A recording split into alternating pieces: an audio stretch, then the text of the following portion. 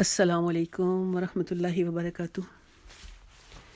اعوذ باللہ من الشیطان الرجیم، بسم اللہ الرحمن الرحیم۔ قال اللہ تعالی فی القرآن المجید ان الذین یکتمون ما انزلنا من البینات والہدی من بعد ما بیناہ للناس فی الکتاب اولئک یلعنہم اللہ وَيَلْعَنُهُمُ اللَّهُ اللاعنون إِلَّا الَّذِينَ تَابُوا وَأَصْلَحُوا وَبَيَّنُوا فَأُولَئِكَ أَتُوبُ عَلَيْهِمْ وَأَنَا التَّوَّابُ الرَّحِيمُ۔ صدق اللہ العظیم۔ سورہ بقرہ آیت نمبر 159 سے 160۔ اللہ تعالیٰ قرآن پاک میں ارشاد فرماتا ہے کہ بے شک جو لوگ ہماری نازل کی ہوئی واضح آیات اور رہنمائی کی باتوں کو چھپاتے ہیں، جب کہ ہم نے تو کتاب میں اسے لوگوں کے لیے خوب بیان کر دیا، تو انہی لوگوں پر اللہ کی لعنت اور تمام لعنت کرنے والوں کی لعنت ہے، سوائے ان لوگوں کے کہ جنہوں نے توبہ کر لی اور اپنی اصلاح کر لی اور اس کو بیان بھی کر دیا، تو میں بھی ان پر مہربان ہو جاؤں گا اور بہت توبہ قبول کرنے والا اور مہربان ہوں۔ نبی پاک صلی اللہ علیہ وسلم کی حدیث پاک جامعہ ترمذی 2649 نمبر اور سنن ابی داؤد میں 3658 نمبر، سنن ابی ماجہ میں 261 نمبر، مشکوٰۃ المصابیح میں 223 نمبر، سیدنا ابو ہریرہ رضی اللہ تعالیٰ عنہ سے روایت ہے کہ رسول اللہ صلی اللہ علیہ وسلم نے ارشاد فرمایا، جس شخص سے کوئی علم کی بات پوچھی گئی جو اس شخص کو معلوم تھی،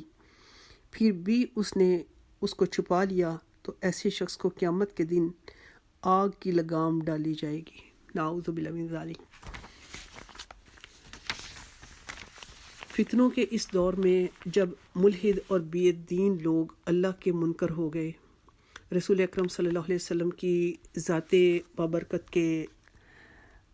بارے میں گستاخانہ رویہ اختیار کر لیا،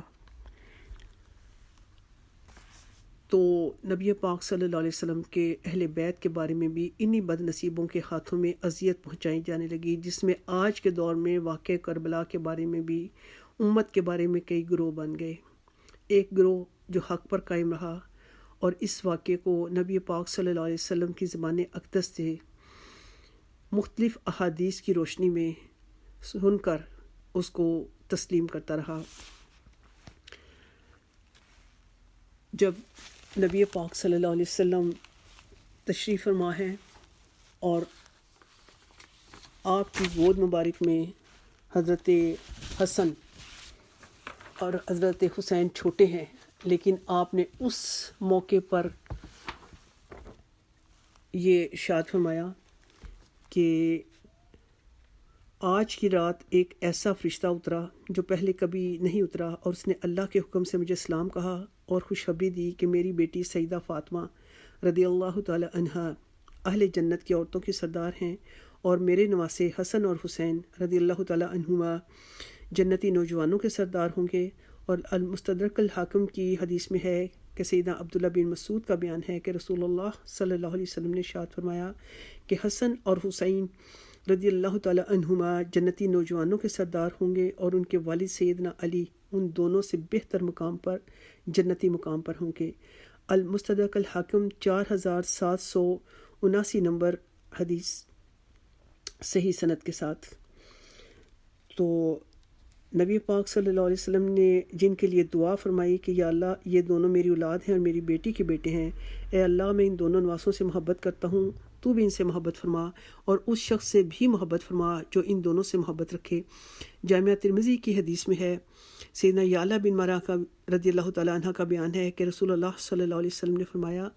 حسین مجھ سے ہے اور میں حسین سے، اللہ تعالیٰ اس شخص سے محبت کرے جو حسین سے محبت کرے، حسین میرے نواسوں میں نواسا ہے۔ صحیح بخاری 3371 نمبر، جامعہ ترمذی 3769 اور 3775 نمبر، جس کی سند صحیح۔ جن کی خاطر نبی پاک صلی اللہ علیہ وسلم نماز میں سجدہ لمبا کر دیا کرتے، اور ان کے لیے آج کے دور میں جب فرشتہ آ کر نبی پاک صلی اللہ علیہ وسلم کو کربلا کی مٹی دیتا ہے اور عرض کرتا ہے کہ آپ کی امت آپ کے اس بچے کو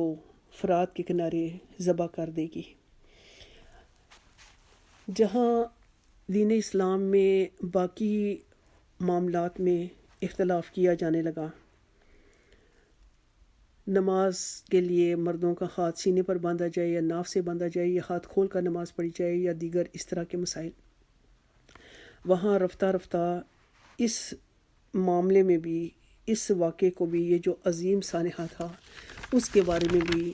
جس کا تعلق صرف اسلام سے نہیں ہے بلکہ اسلام کی اصلی حقیقت سے ہے، تو اور آج کے دور میں وہ لوگ اٹھ کھڑے ہوئے کہ جو اس واقعے کی صحت سے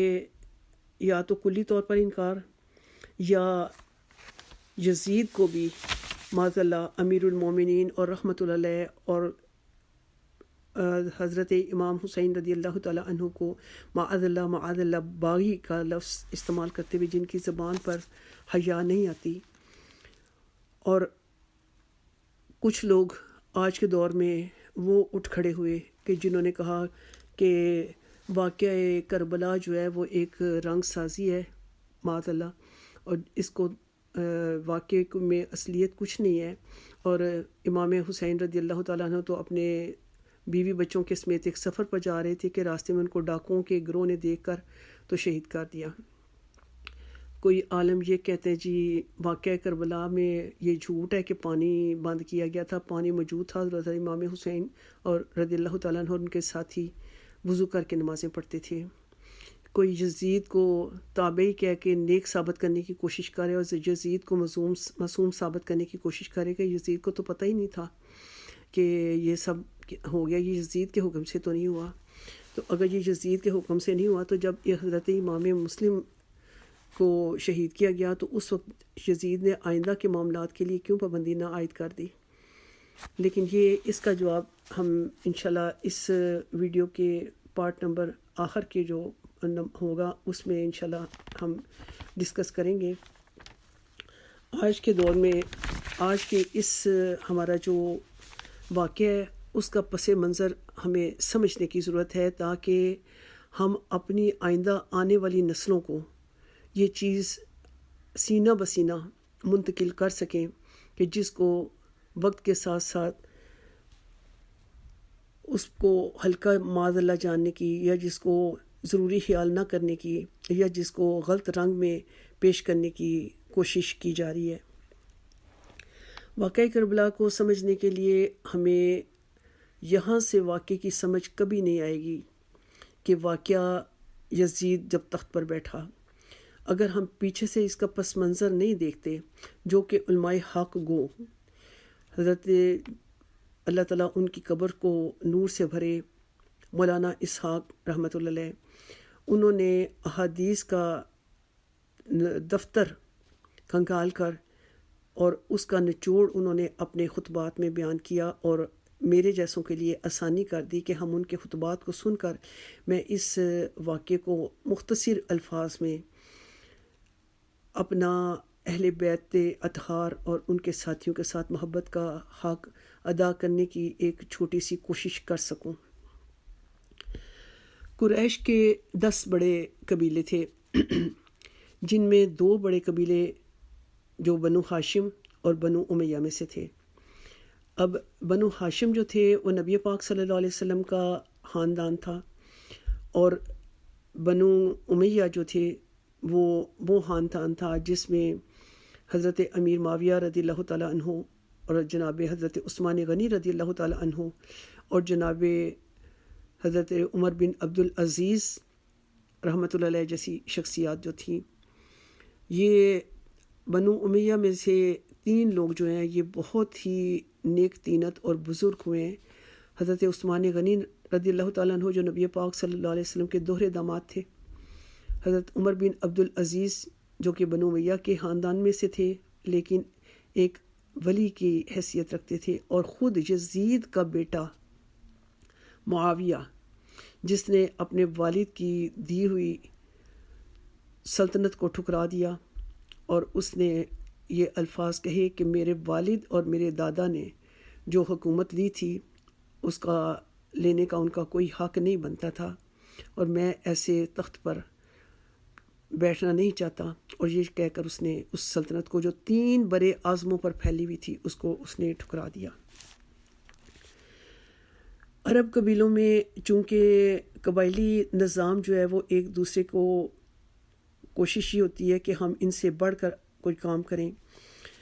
جب اللہ کریم نے بنو ہاشم میں نبی پاک صلی اللہ علیہ وسلم کی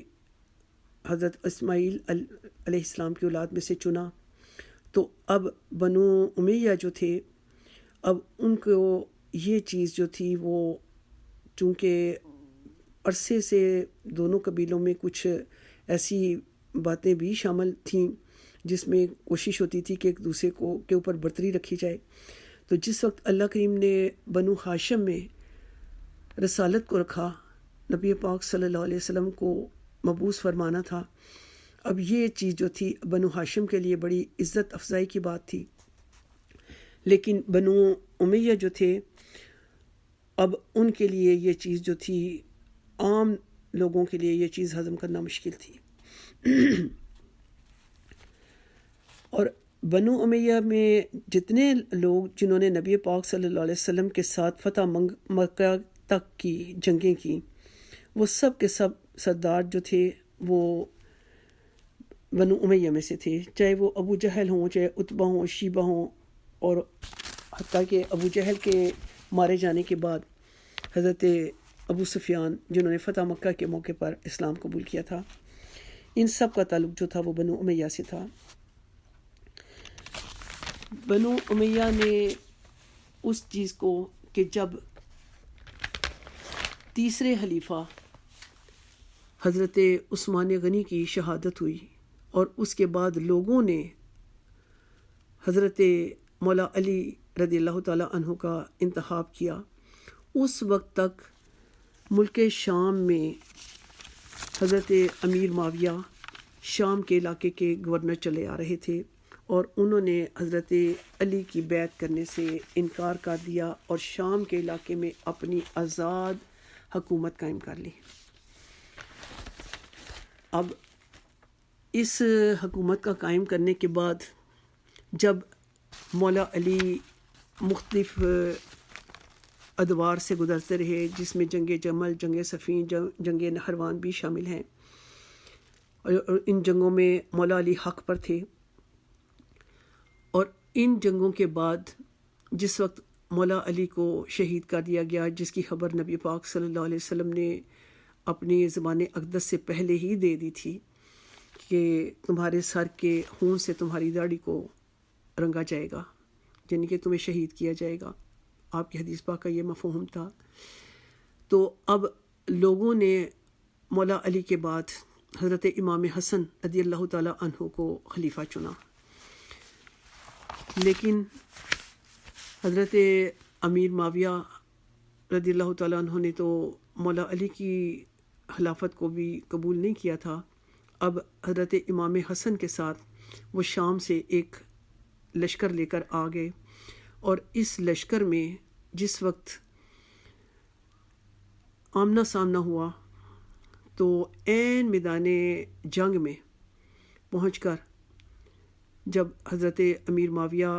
اور ان کے ساتھی سرداروں نے آپس میں یہ طے کیا کہ ہم ان لشکر سے جنگ نہیں کر سکتے، تو انہوں نے عین حالت جنگ میں نیزوں پر قرآن اٹھا لیے اور حضرت امام حسن رضی اللہ تعالیٰ عنہ کو صلح کی پیشکش کر دی. اب اگر امام حسن رضی اللہ تعالیٰ عنہ اس وقت صلح نہ کرتے تو اللہ کے قرآن کے میں جو حکم آتا ہے کہ جب کافر بھی آپ سے میدان جنگ میں صلح کی پیشکش کریں تو آپ ان کی صلح کو قبول کر لیں، حضرت امام حسن رضی اللہ تعالیٰ عنہ کو بے بس کر دیا گیا.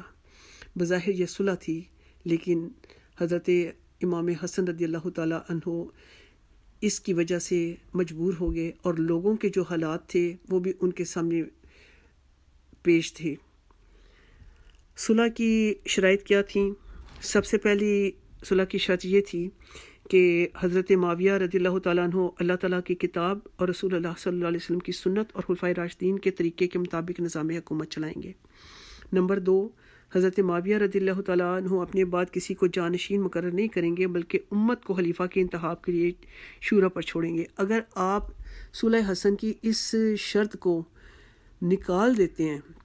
یاد نہیں رکھتے، تو آپ کو کربلا کبھی سمجھ میں نہیں آ سکتی۔ ہمیشہ مولانا اسحاق رحمۃ اللہ علیہ فرمایا کرتے تھے کہ صلح حسن جو ہے اس کو کربلا میں سے نکال دینا صلح کربلا کو نہ سمجھنے والی بات ہے۔ جب تک کہ صلح حسن کو ذہن میں رکھا جائے گا تو کربلا سمجھ میں آئے گی۔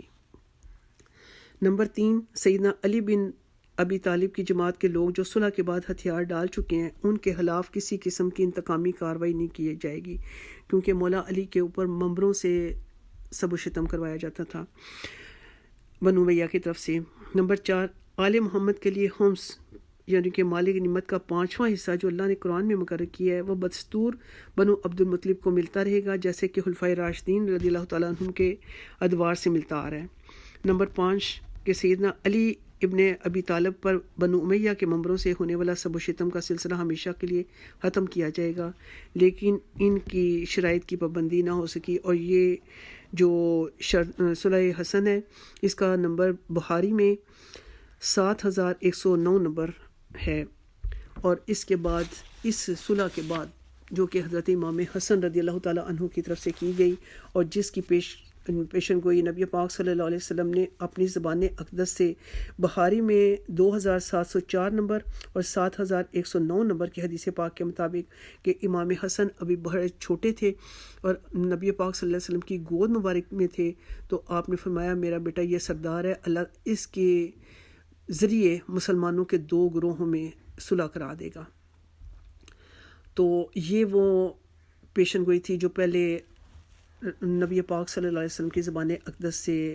سنی جا چکی تھی۔ حضرت امام حسن رضی اللہ تعالیٰ عنہ نے یہ صلح کر کے امت کو خون ریزی سے بچایا، اور لیکن اس میں کہ حضرت امیر معاویہ اپنے بعد حکومت جو ہے وہ اپنے اولاد میں اپنے خاندان میں نہیں دیں گے، بلکہ اس کا فیصلہ یہ خلافت حکومت جو ہے یہ واپس حضرت امام حسن کو دی جائے گی، لیکن اس صلح پر کی شرط پر عمل نہیں ہوا، اور حضرت امیر معاویہ رضی اللہ تعالیٰ عنہ نے اپنی وفات سے 4 سال پہلے اپنے بیٹے فاسق و فاجر یزید کے حق میں لوگوں سے زبردستی بیعت لینا شروع کر دی۔ اب یہ جو بیعت تھی اس کے معاملے میں بھی کہ لوگوں نے یزید کے حق میں جو بیعت تھی وہ زبردستی یا رشوت کے طور پر یہ بیعت ہوئی۔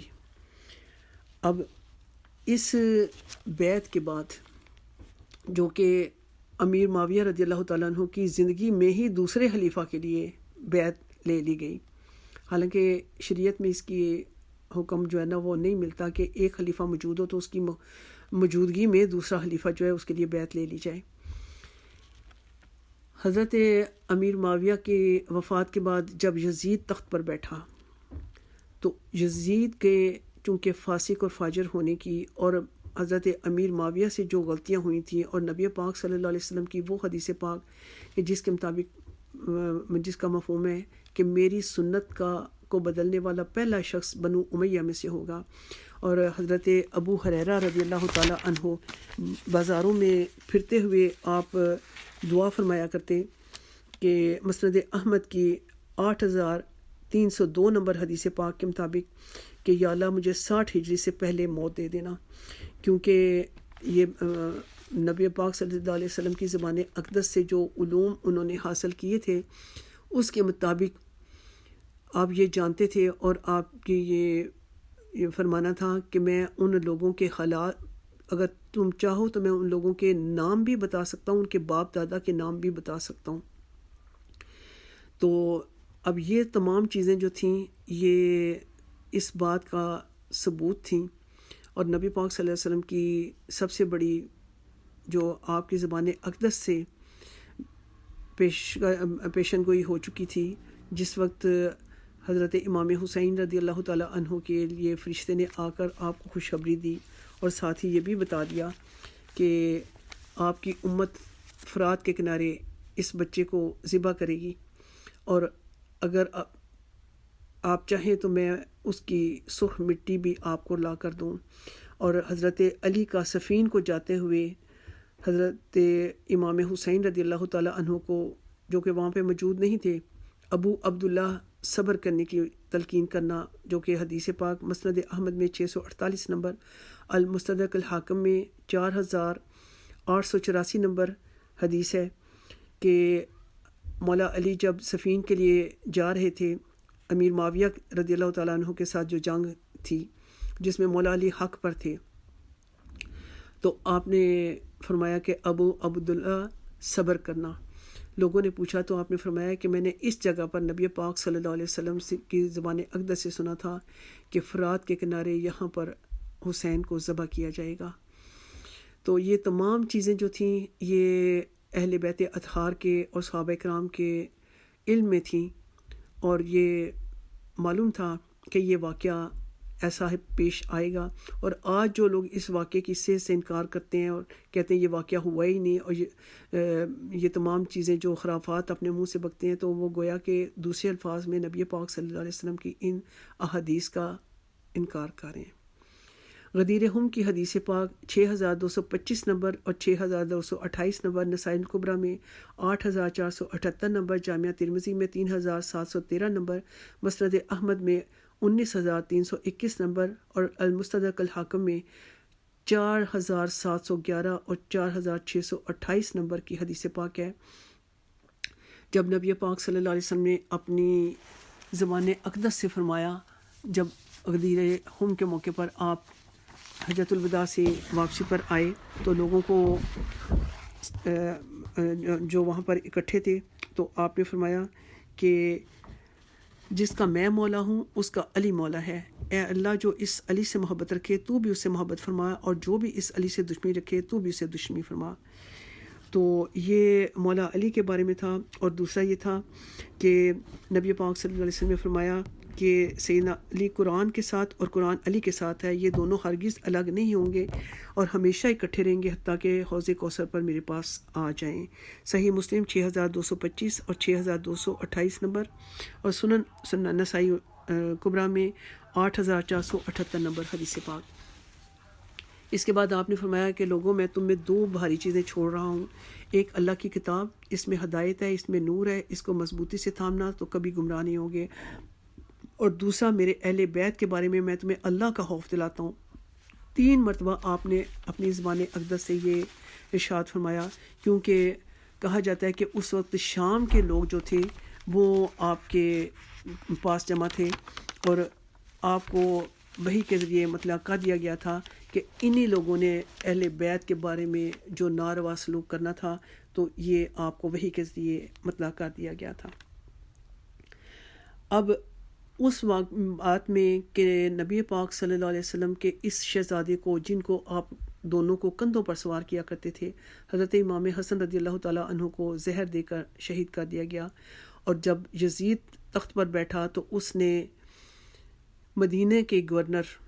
ولید کو خط لکھا کہ حسین اور عبداللہ بن زبیر اور عبداللہ بن عمر اور عبد الرحمن بن ابو بکر، ان لوگوں سے جو کہ اس وقت صحابہ کرام موجود تھے، ان سب لوگوں سے بیعت لو، اور اگر یہ بیعت نہ کریں تو ان کو قتل کر دینا۔ اب ولید نے وہ خط جو تھا حضرت امام حسین رضی اللہ تعالیٰ عنہ کو دکھایا۔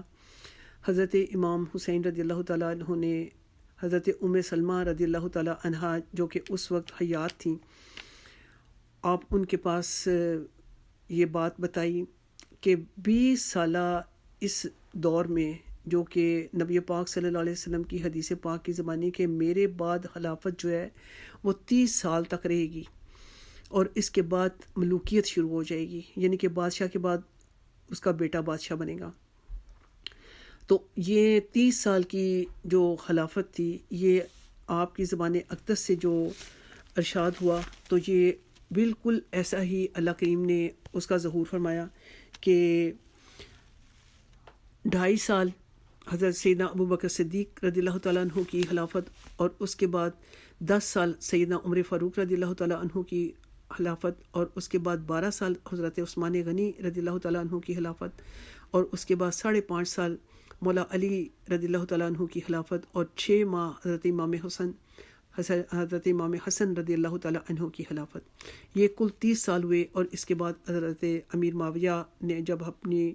سلطنت سنبھالی تو انہوں نے اپنے بیٹے یزید کو اپنے زندگی میں ہی نامزد کر دیا کہ میرے بعد میرا بیٹا اس تخت پر بیٹھے گا۔ اب اس یزید کے جو کارنامے مشہور تھے، اور پیچھے 20 سال کا جو دور بنو امیہ کا چلا آ رہا تھا جس میں دین کے ساتھ مختلف بدعات کی گئیں، حضرت امام حسین رضی اللہ تعالیٰ عنہ کے پیش نظر وہ سب واقعات موجود تھے، وہ سب چیزیں موجود تھیں، لیکن آپ اپنے بھائی حضرت امام حسن رضی اللہ تعالیٰ عنہ کی صلح کرنے کی وجہ سے مجبور تھے، اور حضرت امیر معاویہ کی زندگی تک کوئی ایسا قدم نہیں اٹھا سکتے تھے۔ یہاں کوفہ کے متعلق بھی جو لوگ جن کا بلاوا ہے ان کے متعلق بھی امت کو یہ غلط بات پہنچائی جاتی ہے کہ کوفے کے لوگوں نے بدعہدی کی اور خط لے کر بلایا اور بعد میں دھوکے سے پھر گئے۔ کوفے کے جن لوگوں نے حضرت امام حسین رضی اللہ تعالیٰ عنہ کو بلایا تھا وہ کوئی عام لوگ نہیں تھے، وہ چوٹی کے صحابی تھے، اور جن میں حضرت سلیمان بن سرد رضی اللہ تعالیٰ عنہ جو کہ 90 سال کی جن کی عمر مبارک تھی، اور انہوں نے، ہم تو یہ الفاظ نہیں کہہ رہے، اور انہوں نے یہ الفاظ لکھ کر حضرت امام حسین رضی اللہ تعالیٰ عنہ کو خط لکھا جب حضرت امیر معاویہ کی وفات ہوئی کہ ایک طاغوت مر گیا اور دوسرے طاغوت کو ہمارے اوپر مسلط کر گیا۔ اور اس سے پہلے بھی یہ ہستیاں حضرت امام حسین رضی اللہ تعالیٰ عنہ کو گائے بگائے، چونکہ حضرت حجر بن عدی جیسے صحابی اور ان کے ساتھ 5 صحابہ کو حضرت علی کرم اللہ وجہ کے ساتھ محبت کرنے کی سزا کے طور پر ان کے اوپر گالی گلوچ نہ کرنے کے جرم میں ان کی قبریں کھود کر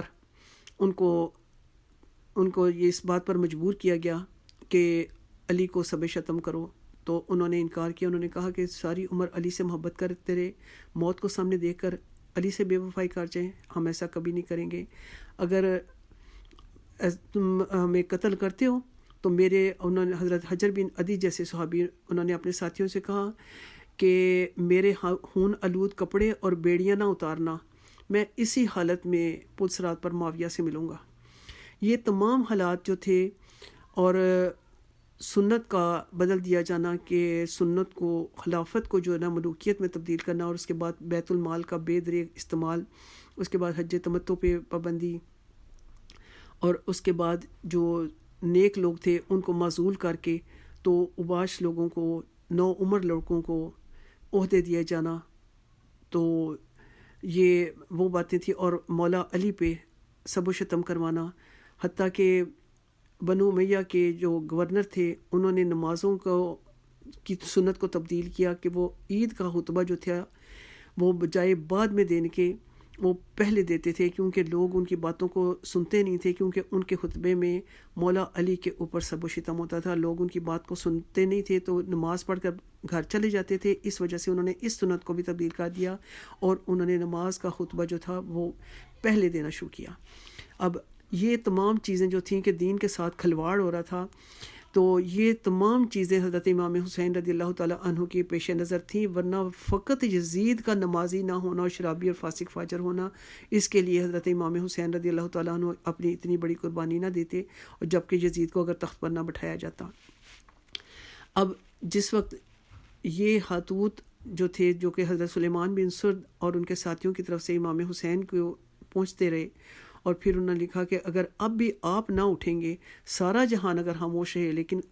اس وقت آپ ہی صرف نواسۂ رسول ہیں، اور آپ کے اوپر جہاد جو ہے وہ فرض ہو چکا ہے۔ اور اس سے پہلے حضرت امام حسین رضی اللہ تعالیٰ عنہ نے جناب حضرت امیر معاویہ رضی اللہ تعالیٰ عنہ کو ایک خط میں لکھا تھا کہ میں اپنے بھائی کی صلح کی وجہ سے مجبور ہوں، ورنہ میرے اوپر جہاد فرض ہو چکا ہے۔ یہ یزید کا معاملہ تو بعد میں آیا تھا۔ اس کے بعد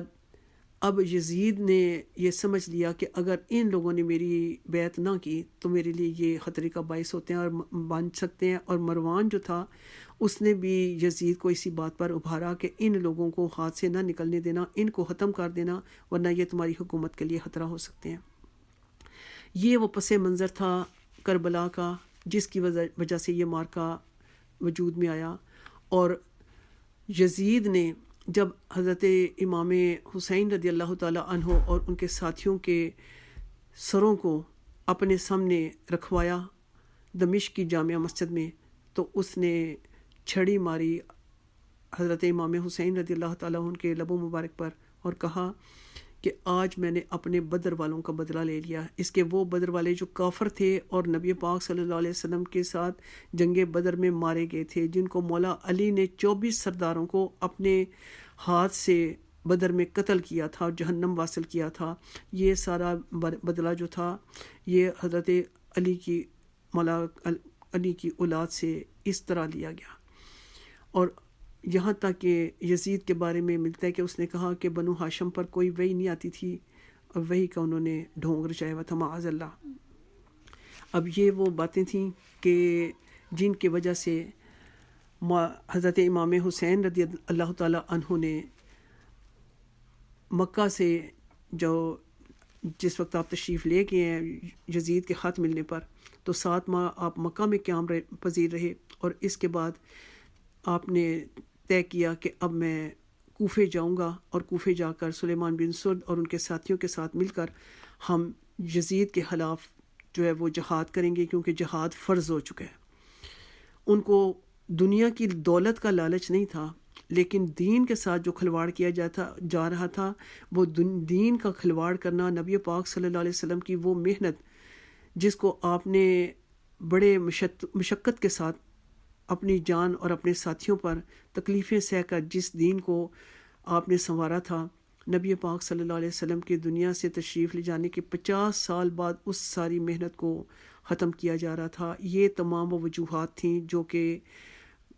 واقعہ کربلا کا پس منظر تھا، اور ان کی وجہ سے حضرت امام حسین رضی اللہ تعالیٰ عنہ کو اپنی اور اپنے خاندان والوں کی اور اپنے ساتھیوں کی قربانی دینا پڑی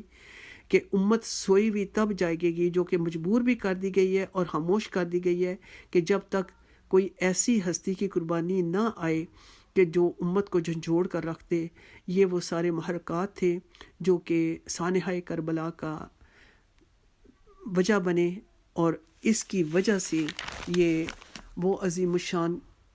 قربانی دینا پڑی جس کی مثال نہ پوری انسانیت کا تاریخ میں پہلے ملتی ہے اور نہ آئندہ ملے گی۔ یہاں پر ہم اس واقعے کو ختم کریں گے، اور یہ واقعہ ہماری دوسری جو ویڈیو ہے اس میں انشاءاللہ تعالیٰ پارٹ نمبر 2 میں انشاءاللہ بیان کریں گے۔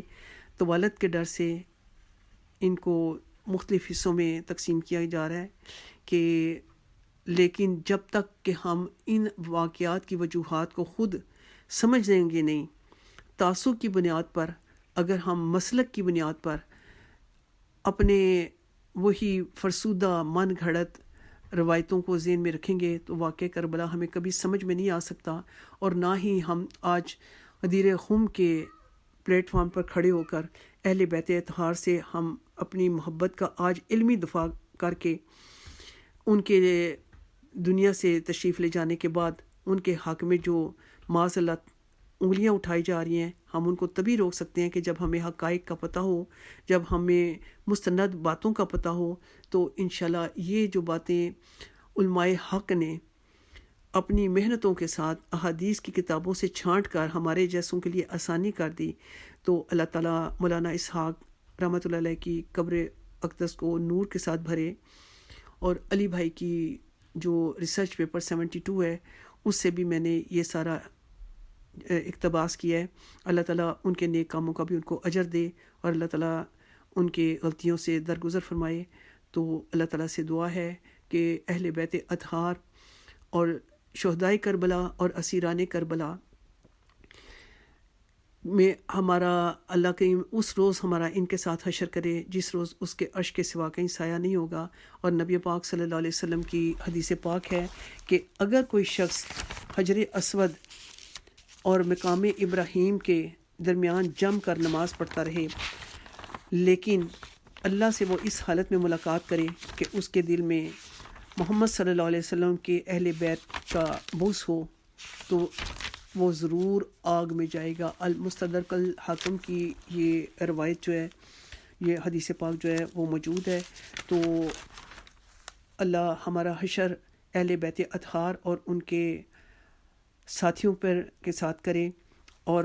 المستدرک الحاکم کی جو حدیث ہے 4717 نمبر اور 4712 نمبر، اور السلسلہ الصحیحہ میں اس کا نمبر ہے 2488 نمبر۔ تو اللہ کریم ہمیں ان لوگوں میں شامل نہ کرے کہ ہمارے دل میں اہل بیت کا بغض ہو، اور معاذ اللہ اور ان لوگوں کے لیے ہم معاذ اللہ کبھی اپنی تان کی زبان کھولیں۔ اللہ ہماری زبانوں سے ان کے لیے دعائیہ کلمات اور تعریف کے کلمات نکلیں کہ کل کو نبی پاک صلی اللہ علیہ وسلم کے سامنے جب ہم شفاعت کے لیے حاضر ہوں تو اس حال میں حاضر ہوں کہ آپ کی آنکھیں مبارک ہماری اس ٹوٹی پھوٹی کوشش سے ٹھنڈی ہو جائیں کہ ان لوگوں نے میرے اہل بیت کے اور ان کے ساتھیوں کے ساتھ محبت کرنے کی کوشش کی ہے۔ اللہ اس کوشش کو قبول فرما لے، آمین ثم آمین۔ اللہم صلی علی محمد وعلی آل محمد واصحابہ محمد وبارک وسلم۔ السلام علیکم ورحمۃ اللہ وبرکاتہ۔